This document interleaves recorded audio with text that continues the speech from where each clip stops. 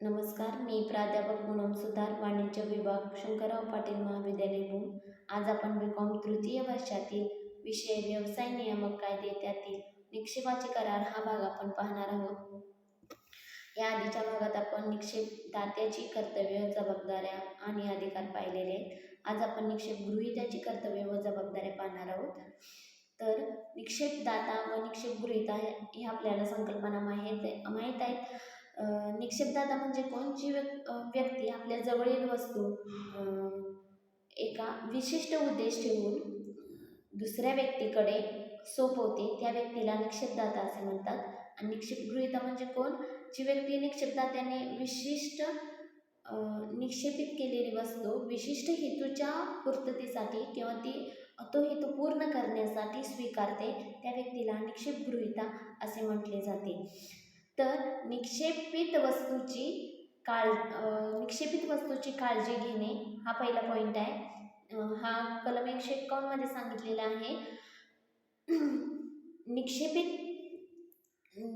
निक्षेपित वस्तू आहे त्या वस्तूची काळजी घेतली पाहिजे. जशी आपण स्वतःच्या वस्तूची काळजी घेतो तेवढीच काळजी निक्षेप गृहीत्याने निक्षेपित वस्तूची घेतली पाहिजे.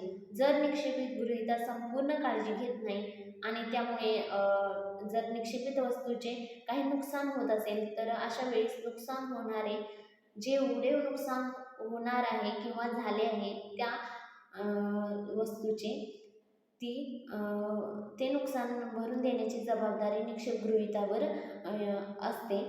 हे कलम 151 मध्ये सांगितलेलं आहे. 2 नंबर, निक्षेपांच्या अटीचे पालन करणे हे कलम 153 मध्ये सांगितले आहे. निक्षेप गृहीत्याने काय केलं पाहिजे? निक्षेपाच्या कराराच्या अटीचे पालन केलेच पाहिजे. त्याने निक्षेपाच्या कराराच्या अटीविरुद्ध काय केल्यास त्यामुळे होणारे नुकसान निक्षेपदात्यास त्याला भरून द्यावे लागेल किंवा निक्षेपदाता केव्हाही करार रद्द करू शकतो आणि निक्षेप वस्तू परतही घेऊ शकतो.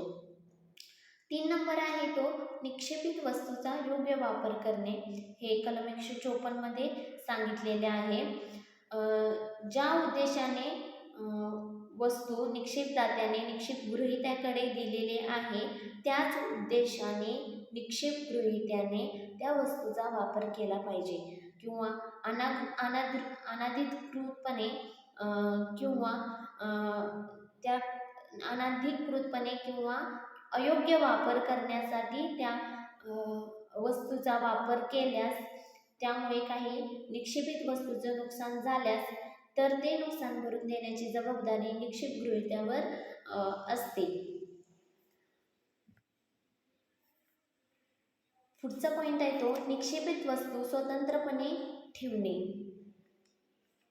निक्षेप गृहीत्याने निक्षेपित वस्तू स्वतंत्रपणे मांडल्या पाहिजेत किंवा ठेवल्या पाहिजेत, म्हणजे योग्य त्या ठिकाणी ठेवले पाहिजेत. निक्षेपदात्याची संमती घेतल्याशिवाय अशा वस्तू स्वतःच्या वस्तूमध्ये मिसळू नयेत. म्हणजे प्रत्येकाने निक्षेप गृहीत्याने काय केलं पाहिजे? वस्तू स्वतंत्र ठेवल्या पाहिजेत. आपल्या वस्तूमध्ये ती वस्तू मिसळता कामा नये. वस्तू वेगवेगळ्या ठेवल्या पाहिजेत.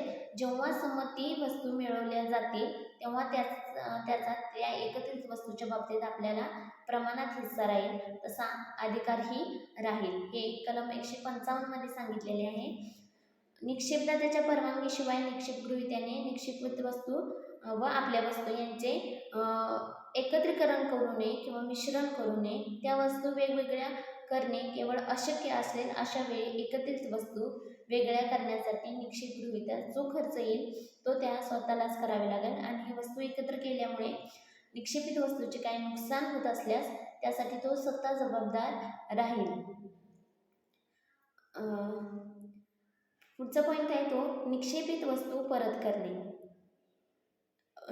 ज्यावेळी निक्षेपित वस्तूचा निक्षेपाचा उद्देश पूर्ण झाल्यास किंवा ती वस्तूच्या निक्षेपाची मुदत संपली की निक्षेप गृहीत्याने निक्षेपदात्याची निक्षेपित वस्तू परत करणे किंवा ती निक्षेपदात्याने ती वस्तू मागण्याची वाट न पाहता निक्षेपदात्यासच परत केले पाहिजेत अथवा त्याच्या आदेशाप्रमाणे त्याची विल्हेवाट लावली पाहिजे. समजा उदाहरण आपण घेतलेले आहे, एखादा ड्रेस स्टिच करायला दिला त्यानंतर किंवा अल्टर करायला दिला, तोच ड्रेस स्टिच झाल्यानंतर किंवा अल्टर झाल्यानंतर त्या टेलरने ज्याचा ड्रेस आहे त्याला तो ड्रेस परत केला पाहिजे, म्हणजे निक्षेपित वस्तू परत केली पाहिजे. 6 नंबर आहे तो निक्षेपित वस्तूपासून झालेला लाभ निक्षेपदात्यास देणे. निक्षेपित वस्तूपासून जेव्हा निक्षेपाच्या कालावधीत काही वाढ झाली अथवा काही लाभ होत असेल तर अशा वेळी निक्षेप गृहीत्याने ती वाढ अथवा झालेला लाभ निक्षेपदात्याने मागणी न करता त्याला परत केला पाहिजे, त्याला दिला पाहिजे. म्हणजे ड्रेस स्टिच करायला दिल्यानंतर तो भाड्यानं द्यायचा का नाही हा सर्वस्वी निर्णय निक्षेपदात्याचा असतो आणि जे भाडे येईल ते गृहीत्याने निक्षेपदात्याला दिले पाहिजे. त्यानंतर आपण निक्षेप गृहीत्याचे अधिकार पाहणार आहोत. आताच आपण निक्षेप गृहीत्याचे कर्तव्य व जबाबदाऱ्या पाहिलेल्या आहेत, त्याचप्रमाणे निक्षेप गृहीत्याचे अधिकार आपण पाहणार आहोत. पहिला आहे अधिकार तो खर्च वसूल करण्याचा अधिकार. म्हणजे काय, निक्षेपदात्याने निक्षेपित केलेली वस्तू सांभाळण्यासाठी किंवा ती वस्तू देखभाल करण्यासाठी जो सर्वसाधारण खर्च केलेला असेल तो निक्षेपदात्याकडून वसूल करण्याचा अधिकार कुणाला आहे तर निक्षेप गृहीताला आहे. मात्र असा देखभालीचा खर्च किंवा जो सांभाळण्यासाठी आलेला खर्च आहे तो खर्च कमी व्हावा यासाठी निक्षेप गृहीत्याने काय केलं पाहिजे, प्रामाणिक प्रयत्न केलेले असले पाहिजे. 2 नंबर आहे तो नुकसान भरपाई मिळवण्याचा अधिकार. नुकसान भरपाई मिळवण्याचा अधिकार जेव्हा निक्षेपदात्याने वस्तूमधील दोष उघड न केल्यामुळे जर निक्षेप गृहीत्याचे काही नुकसान होत असेल तर असे नुकसान भरून मागण्याचा निक्षेप गृहीत्यास अधिकार आहे. एखाद्या वेळेस ड्रेसला स्टोन वगैरे असतील आणि ते स्टोन स्टिच करण्यामध्ये आले आणि काही त्या मशीनला नुकसान झाल्यास ते नुकसान भरपाई मागण्याचा अधिकार निक्षेप गृहीत्याला आहे आणि निक्षेपदात्याने तो खर्च देणे गरजेचे असते. आता तिसरा पॉईंट येतो मालकी हक्काच्या वादामुळे झालेले नुकसान भरून मागण्याचा अधिकार.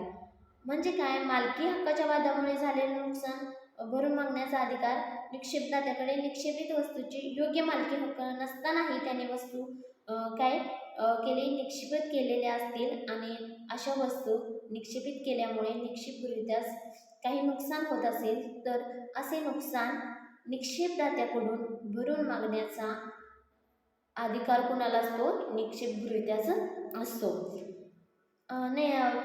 पुढचा 4था पॉईंट आहे तो संयुक्त मालकी. म्हणजे काय, ज्यावेळी संयुक्त मालकी असलेली वस्तू निक्षेपित केली जाते आणि निक्षेपाचा उद्देश अथवा कालावधी संपत असेल अशा वेळी निक्षेप गृहीत्याने अशा प्रकारची निक्षेपित वस्तू संयुक्त मालकी असलेल्या कोणत्याही व्यक्तीस परत करू शकतो. फक्त त्याकरिता काय केलं पाहिजे, निक्षेपाच्या करारात कोणताही विरोधी उल्लेख नसला पाहिजे. हे कलम 165 मध्ये सांगितलेले आहे. आता पुढचा पॉईंट आहे तो योग्य मालकी हक्क नसेल तर. आता त्या वस्तूवर योग्य मालकी हक्क नसेल तर काय, निक्षेप गृहीत्याने निक्षेपदात्याच्या आदेशाप्रमाणे वस्तू परत केल्या असतील तर निक्षेप गृहीता कराराच्या 3ऱ्या पक्षास जबाबदार राहणार नाही. तर पुढचा पॉईंट आहे अभियोग चालवण्याचा अधिकार. म्हणजे काय, तृतीय पक्षाने काय केलं, निक्षेपित वस्तूच्या उद्योगात वापर करण्यात जर अडथळा निर्माण केला अथवा निक्षेपित वस्तूचे नुकसान करण्यास प्रयत्न केला तर अशा वेळी निक्षेपित वस्तू स्वतःच्या आहेत असे समजून निक्षेप गृहीता काय करतो, तृतीय पक्षावर अभियोग चालवू शकतो. तर 7वा पॉईंट आहे तो पुढचा पॉईंट आहे. आता आपण निक्षेप गृहीत्याचे अधिकार पाहिलेले आहेत, त्याचप्रमाणे निक्षेप गृहीत्याचे त्या कराराची काय होते, समाप्ती पण होते. तर ती समाप्ती कधी होते? पहिला येतो उद्देश पूर्ण होताच, म्हणजे ज्या उद्देशाने प्रेरित होऊन त्या वस्तूंचा निक्षेप केला जात असेल किंवा तो उद्देश पूर्ण होताच निक्षेपाच्या कराराची समाप्ती होते.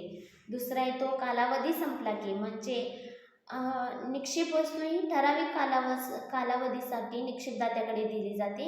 ज्यावेळी तो करार किंवा तो कालावधी संपला की निक्षेपाच्या कराराची समाप्ती होते.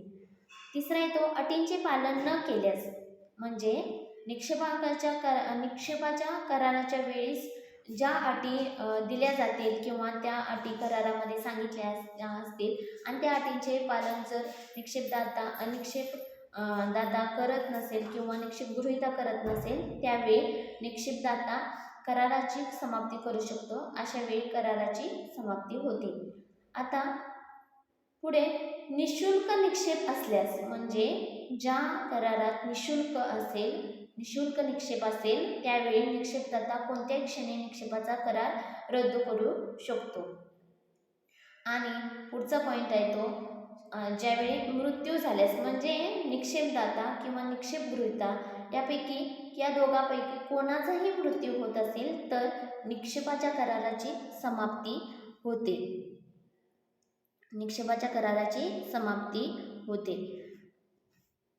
आज आपण निक्षेप गृहीत्याची कर्तव्ये, जबाबदाऱ्या, त्याचे अधिकार व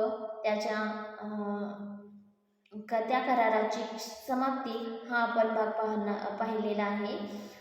पुढील भागात आपण राहिलेला भाग आपण पाहणार आहोत. धन्यवाद.